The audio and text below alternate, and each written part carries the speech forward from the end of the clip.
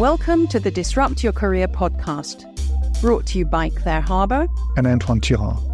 We're passionate about helping everyone find fulfillment in their work life. We believe that big, messy, uncharted career changes are inevitable, and it's up to you to decide. Will you take control and disrupt, or allow yourself to be disrupted? We wrote the book about it, and now we share here our conversations with other thinkers in this crucial area. Settle down and get ready to listen to this dose of wisdom.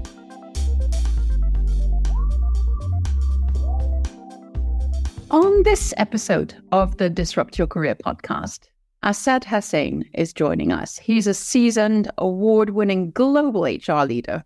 He's been a 4-time HCHRO, and he's had a remarkable career spanning blue-chip companies and startups and cultivating individual and business success across various industries and geographies. Asad, thank you so much for joining us.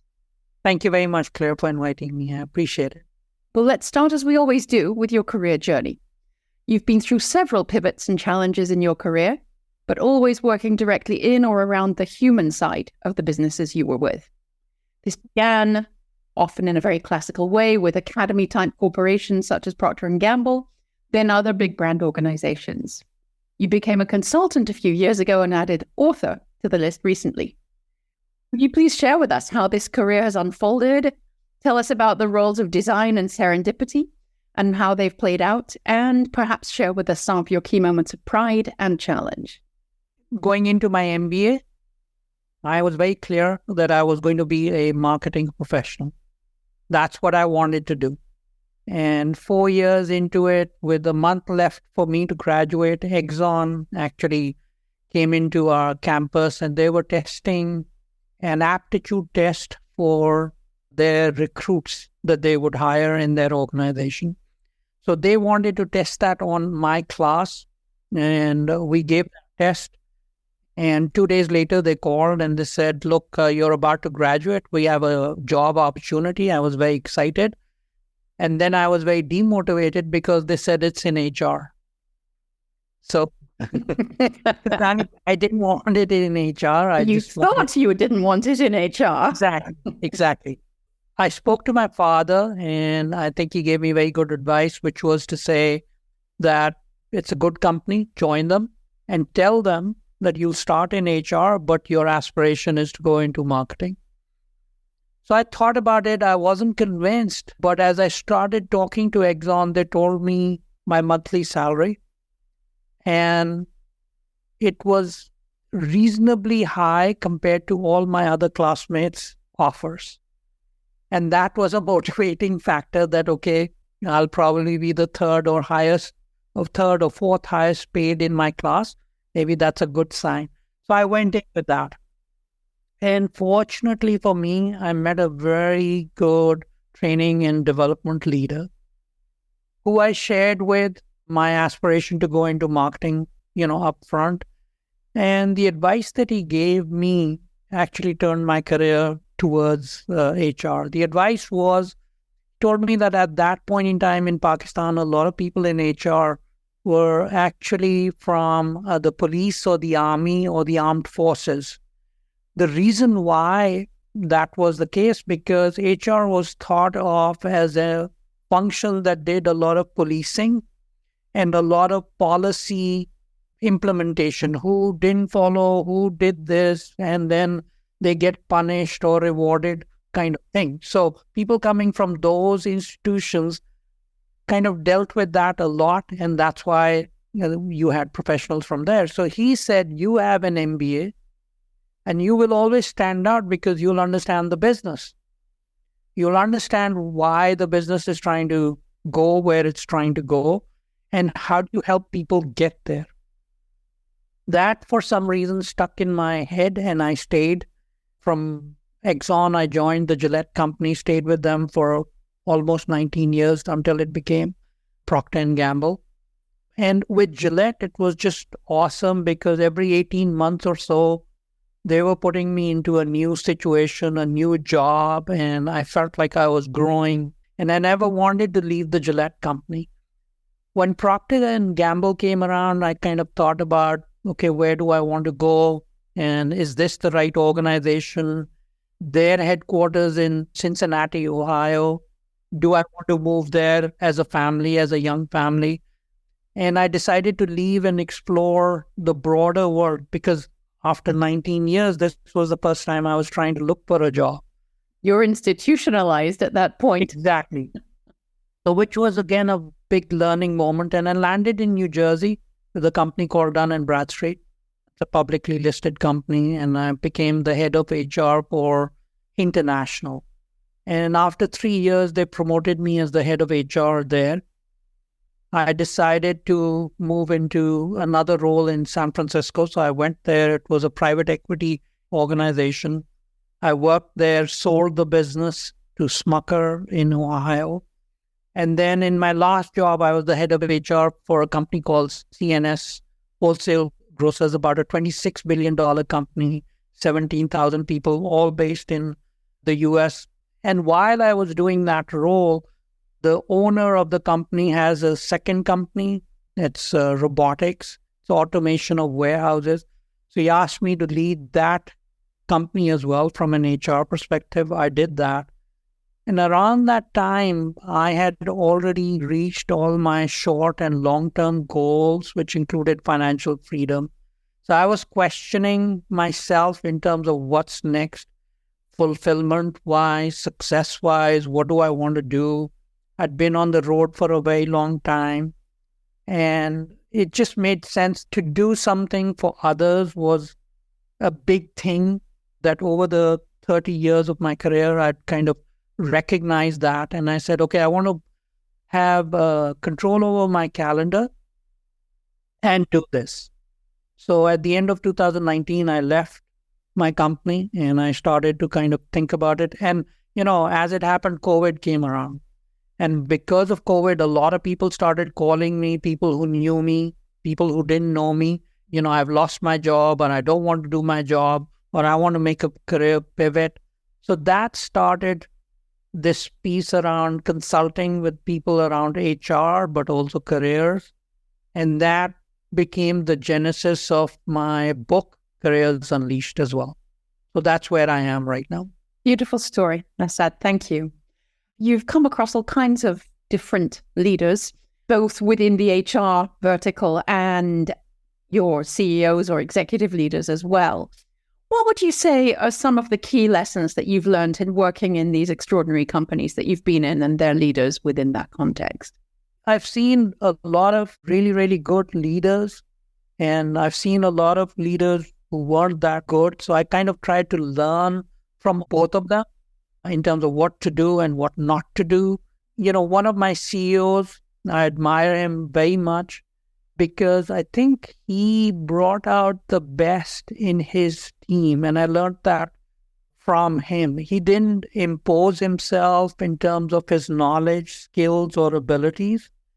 Rather, he kind of brought what was in us, all of us. He had about 8 people reporting into him, all executive C-suite. I thought that was just very, very powerful because I could be me. I was very authentic, and so could be others. And that to me was a very, very important lesson that I learned from that particular CEO. And I always bring that to the table in terms of my motto as a leader was that I want my direct reports to be better than I am.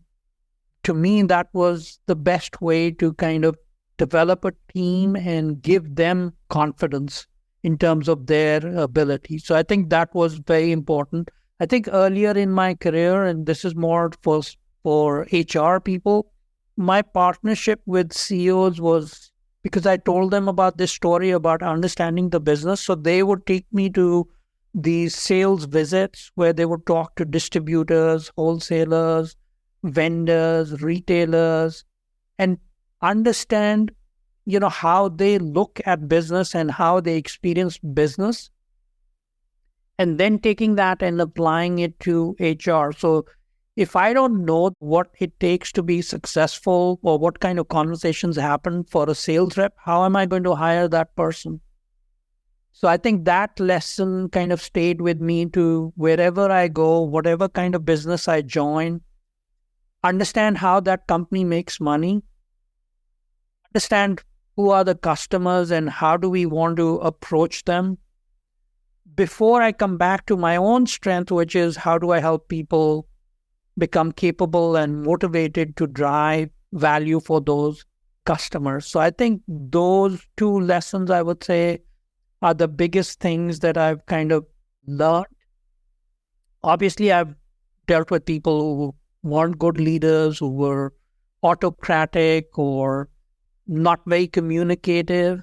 And those were also learning opportunities. And by the end of my career, I was taking those as challenges that, okay, how do I in somebody like that?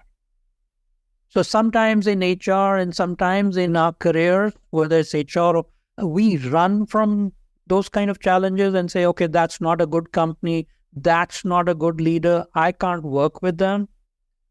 You're never going to find a perfect organization. You're never going to find a perfect leader. So your role in HR, I would tell myself, is to how do I work with them and make them much more effective as leaders or organizations. We often resist what we most need to learn ourselves. Exactly. So that's a beautiful example of it. Thank you, Asad. Let's talk a little bit more about the transition that you made from being this impressive, long and storied CV'd corporate C-suite employee to a consultant. It's big, it's disruptive, but it's a challenge. Talk us through how it went. When I first made the decision, I gave my boss a year's notice.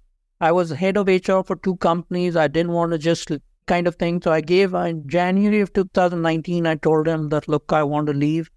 So I worked through, hired my 2 leaders who became the head of HR for those organizations. So I was very, very excited about the fact that I will have control over my calendar and I'd be able to do that. So initially, it was all excitement. When the 2 leaders, my replacements, came on board, a little bit later, I started feeling like a lame duck. They needed to take control. I needed to give control, but I was still at the company kind of thing. And then once I made the decision or I left the organization, there was a sense of loss of my identity because the first thing people ask you, what's your name? And then they say, what do you do? So, in January of 2020, if somebody asked me, what do I do? It wasn't coming out very naturally. Okay, what do I do? Do I want to call myself a consultant? Do I want to call myself a career coach? Do I call myself an ex-CHRO? So I understood the value of how our careers give us identity kind of thing. And suddenly, when you're a CHRO, and I've been a CHRO for almost 11 years in different companies, we have a lot of power and a lot of people, you say things and things get done kind of thing. And then suddenly you're not a CHRO and you're by yourself. You're a beginner again. So I think it was a challenge. And what helped me was just people reaching out to me because of COVID and asking for my help. And I understood, okay, what my value was or what I could bring, because internally I was also feeling a little bit of guilt in the sense that why did God choose me? I started as a humble person in Pakistan, a middle-class family, and here I'm a global CHRO who doesn't need to work, can help people, can help. So why me? I understood my strength and my working hard, but there was a lot of luck that came along the way as well. What I've told myself is that the reason why I was chosen is that the skills, knowledge, and experience I have to give it out to other people to help them. Because I've been shown a way, now I need to share that way. So that's the transition that helped. I love the fact that I get up every morning and I decide what I want to do. So that's perfect. But I have also found my new identity, which is helping other people succeed. So often when I'm working with a client who is making a big transition of this kind, that sort of new consultant, new coach sort of smell, like new car smell, comes out. And in the end, the hook is it would be selfish not to share all these gifts that you have. Exactly. And that's what you found. It's such an enabler. It's such an opener of the door. Exactly. Let's go way back to early career professionals. What advice would you give to somebody starting out on a career right now? I would tell them that, when I was a child, I wanted to be a pilot. Then as I grew a little bit older, I wanted to be a cricketer as a professional. Then, when I went into college, I wanted to be an engineer. Then I wanted to be a marketing professional. And then I ended up becoming an HR professional. So I don't think that people need to lock down what they want to do very early on. It's the journey. So treat it as a journey. Try different things. And, doors will open for you to be able to walk into that. So don't feel that I have to choose and I have to commit. Because the other thing that I talk to people now, especially, is that careers are getting longer. We're living longer. Oh, yeah. And we're saving less. Okay? So that means if a career was 40 years, now it's probably 60 years. So at the age of 18 or 22, to think that your 4-year degree is going to last you 60 years, it's not. You're going to make pivots. You're going to make choices. So don't think that you have to kind of commit to something.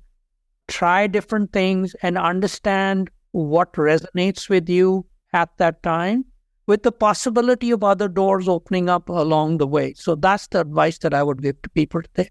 Definitely. Thank you. Let's talk about the book you've written just recently, Careers Unleashed. What was your motivation actually to put pen to paper?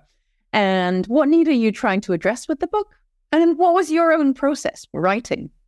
First, the reason I wrote the book was that, along my career, a lot of people, ex-colleagues and their children, my classmates, their children, a lot of people reach out to me and seek advice on careers. So outside of my work, I was always helping people. Somebody was calling me, somebody was connecting with me, kind of thing. So that experience, along with managing talent in these organizations and building capability, both things were happening at the same time. In my last company, one of the things that we were doing in talent management was trying to give people more ownership of their careers. And so I sat down with my team and I designed a 4-hour training program. And that was meant to kind of help people understand how they can take ownership of their careers. So that was the genesis. We took about 550 people through that training program, 40 people at the time, approximately. And we got really, really awesome feedback. A lot of the program was based on my career learnings. That, okay, when I reached this stage, what were my challenges? How did I address them? How do they relate to you? At the end of that training program, writing a career development plan. How do you write one? What does it mean? So once I left that organization and people started calling me, so it was a natural kind of thing that, okay, probably to organize my thoughts, I need to write that book. And that's why I wrote the book. Basically, this is a book that is meant for people who want more out of their careers. Because I always believe in the fact that you can take a horse to the water, but you can't make it drink. So those people who are interested in having an extraordinary career, this is the book. So if they're hungry and they don't know how to go about doing it, that's what I've put in this book. A lot of my stories, a lot of my lessons, because I had thousands of leaders, coached them, I spoke to them. A lot of them were successful, but for everyone who was successful, there were a lot more who were not successful.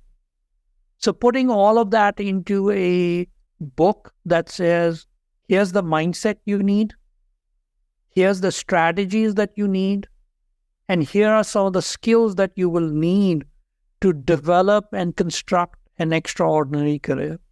So that's what's in the book. It's a blueprint kind of thing where it's not a long book meant to give you the tools that I think would be great for somebody to have to construct an awesome career. Fantastic. So in the book, you talk about the importance of knowing yourself and unraveling your own career story. You allude to a career compass, an inner kaleidoscope, and a core compass. Could you elaborate on these ideas, perhaps by sharing some practical tips? If I tell you that you're sitting in New Hampshire and I want you to go to Boston, a lot of people will start thinking, okay, do I take a train? Do I go by car? Do I fly? But nobody asks, why am I going and where am I standing right now? People write these great aspirations. Okay, I want to be the CFO of a multinational company. Okay, great. But where do you stand today? And that's knowing yourself. So people don't do a good enough job of understanding themselves before they embark on these aspirations or those goals. And then they hit a dead end somewhere along the line because it's not what they want. They're not fulfilled. They don't feel successful. So this whole chapter is about knowing yourself. And, when people come to me and they say, okay, I need your help, I ask them, okay, in your own words, tell me your career story. So how they tell their story tells me how they think about their career, because a lot of it is packed in that. And I'm looking for all the self-limiting beliefs. So, for example, I speak about a young lady called Denise. That's not her real name, but she came to me and said, I've been working for 5 years. I've done a lot. I've stopped growing. I want to do more. And what's holding me back is that everybody thinks I'm very young. I've just graduated. And they don't listen to me and they speak over me whenever I'm trying to speak. So we unraveled that because what I heard was there was a self-limiting belief that people think I'm young and therefore I cannot contribute. So we unraveled that in terms of nobody ever told her. And because of that, when she went into meetings, she waited until she would be given an opportunity to talk rather than talk on the value of the conversation or the discussion. So helping people unravel their stories and think about it. And in that part, I also talk to people about, okay, what does success look like for you in your career? And what does fulfillment look like? So for me, success is everything outside of us, like a car, a house, money, title, blah, blah, blah. And then fulfillment is everything inside. So a lot of people don't know what fulfillment is. They can talk about the success part of it, but they don't understand what fulfills them. They don't do a good enough job of understanding. If you don't know what fulfills you and what success looks like, the probability is you're going to make suboptimal career decisions. And careers where you were going to just join one company and stay there and they were going to take care of you and they were going to jump you from one rung of the career ladder to another are over. We need to be in charge of our careers. But we can't be in charge when we haven't done the work around understanding what's our true north, what kind of a compass. And in that subject, I also talk about the fact that you can't just make these career decisions in isolation. You're a father, you're a mother, you're a sister, you're a husband, son, and you have goals around family, friends, enjoyment, finance. So understanding all of that and how your career fits in that is very important part of it. Because, at a certain point in time, I couldn't do certain things because I had young children. There were opportunities, but I couldn't take them. So understanding all of that in terms of what your circumstances are, what your aspirations are, and how then you are in a good position to make really optimum decisions for your career. So that's what the chapter Knowing Yourself is about. Fantastic. North Star, of course, is not an original concept as such, but it's so important. And your interpretation of it is lovely. I very much enjoyed the example of Denise definitely selling herself short. I'd love to flip things round to career conversations. You've got a whole chapter dedicated to it. It's one of our favorite topics. And I think we can probably agree that most leaders or not enough leaders are doing this in their organizations, nor encouraging it in the cascade down. So why don't you talk us through, you've sort of identified and recommended 4 particular types of career conversations. Please take us through those and preach with us for there being more of these. Taking ownership of some of those careers. So the first one, these are all based on my lessons. So if I hadn't had that conversation with the training and development leader in Exxon, I wouldn't probably be in HR, and I would probably have that. So as young professionals earlier on, talking to people about careers, what did you do to be successful, or what advice would you give me, or I'm thinking about this, can you help me? I don't see a lot of young people having those conversations with an open mind. And we're focused on choosing a path. So I'm encouraging people to have those conversations, because in those conversations, a lot of things will open up and you will understand more. You will see the opportunity. You will have the options that will come out. And therefore, it's very, very important that early in your career, you have these conversations with people who either you think about that they're successful. Reach out to them and have those conversations. Ask them questions so that you can then say, okay, what resonates? So that's one conversation. I think another conversation is feedback. So one of the things that I've always taught people, and this is from a head of HR kind of point of view, is that as subordinates, we set the tone in terms of how our leaders will give us feedback. So we always blame our leaders and say, okay, he or she doesn't know how to give feedback and they're not good at it. But we don't help them either as subordinates. So let's say you're my boss, you give me feedback and I sulk and I disagree and I say, that's not right, it's not correct. I write a 10-page letter that with evidence that says, so what have I taught you in terms of giving me feedback? The next time you're going to avoid until you have the perfect information. And therefore, you're going to try and avoid not giving me feedback. So what will happen to me? I don't get that. So in this part, I talk about the fact that you as a subordinate also have a part. And I talk about the fact that with my second last CEO, 3 weeks into my job, I sat down with him and I said, okay, can you give me feedback? And he was a little shaken up. Why are you asking me for feedback? You've only been here 3 weeks. And I said, because I want to set the tone and I didn't want it to be a formal meeting kind of thing.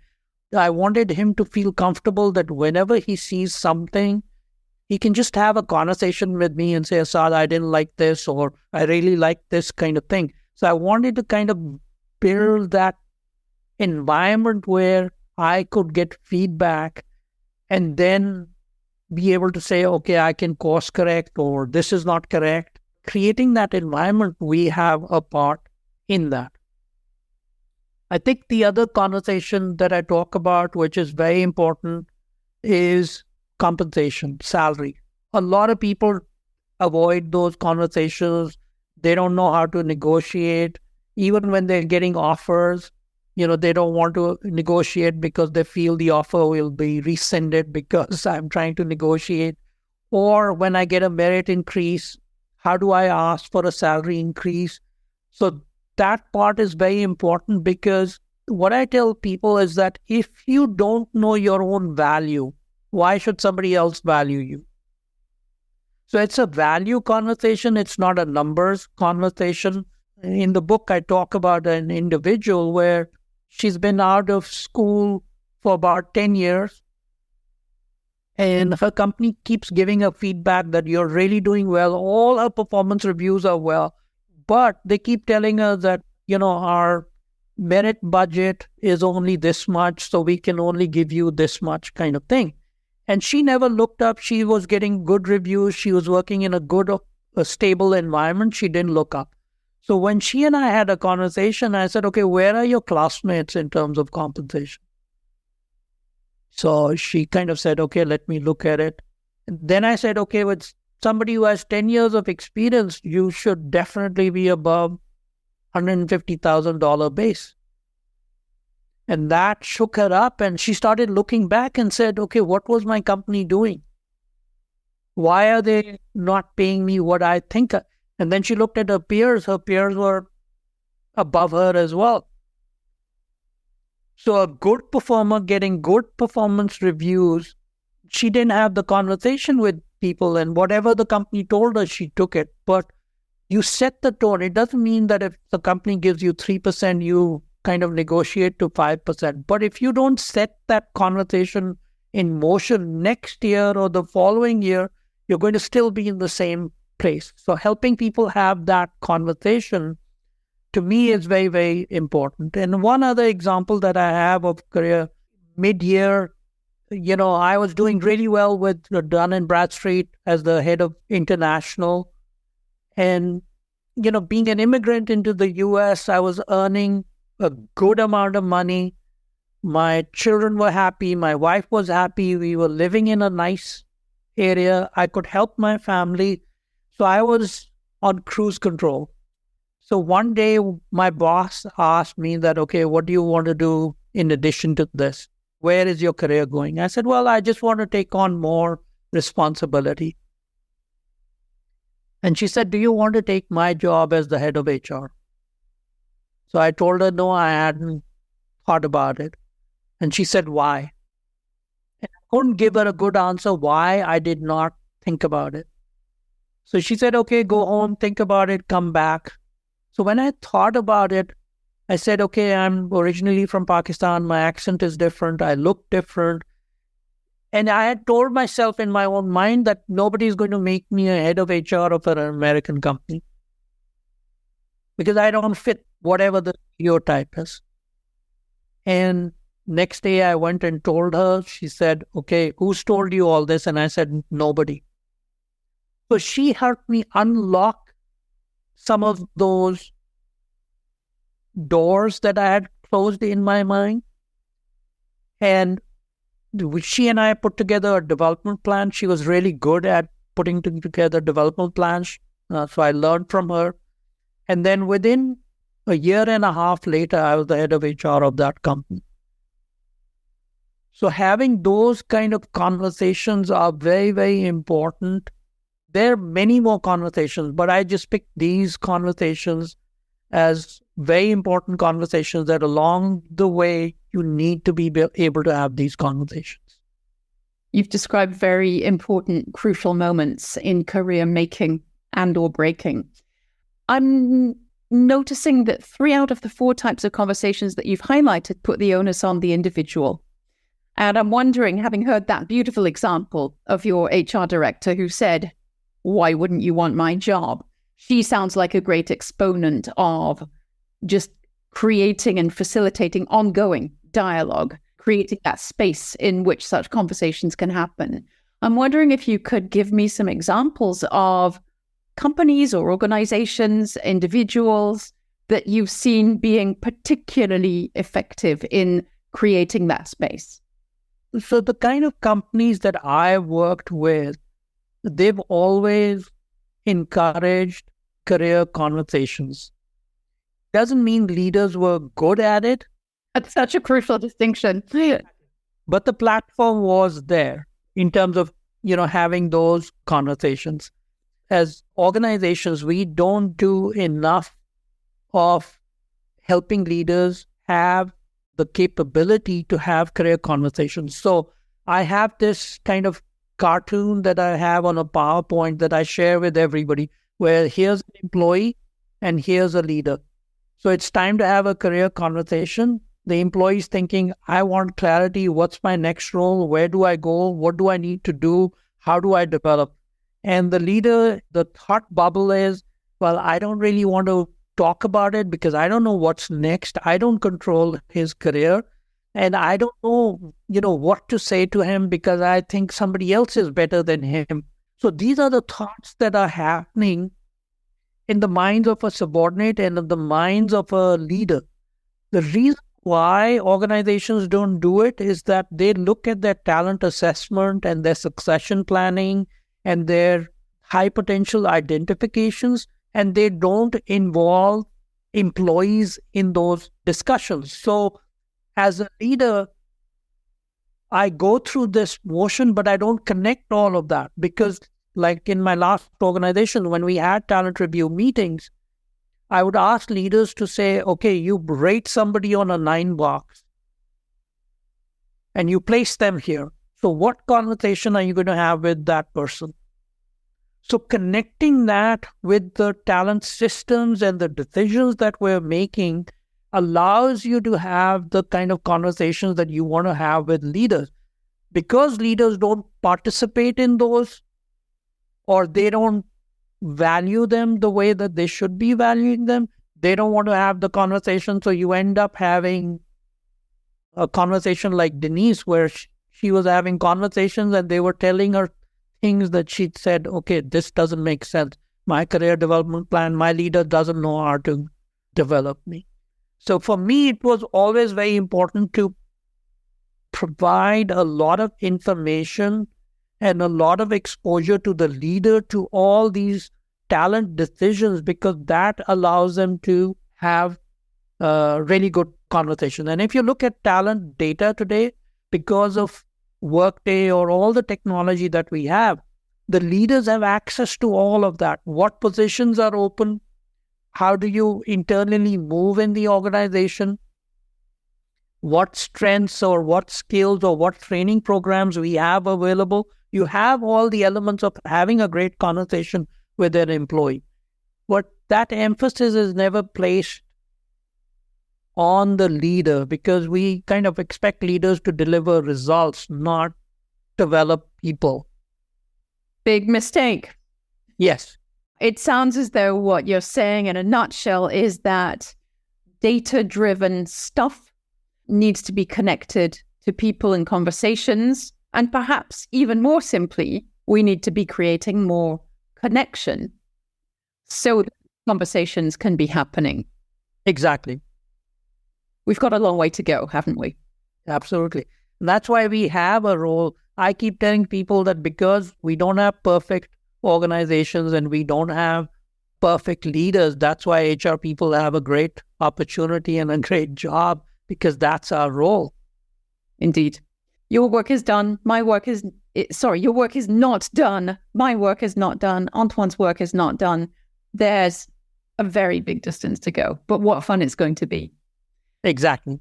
Asad, it's been an absolute pleasure having you on today and talking about these things. It's wonderful when we do come across somebody who gets the true value of career conversations and advocates for it being done much better than it's being done now. Your stories have been very enriching, and I'm very grateful that you were able to share this time with us. Thank you. Thank you very much, Claire. I appreciate the opportunity. Thank you. I enjoyed talking to you. We hope you enjoyed hearing from this month's guest as much as we did. Do go and check out our work on disrupt-your-career.com and come back soon. Thank you.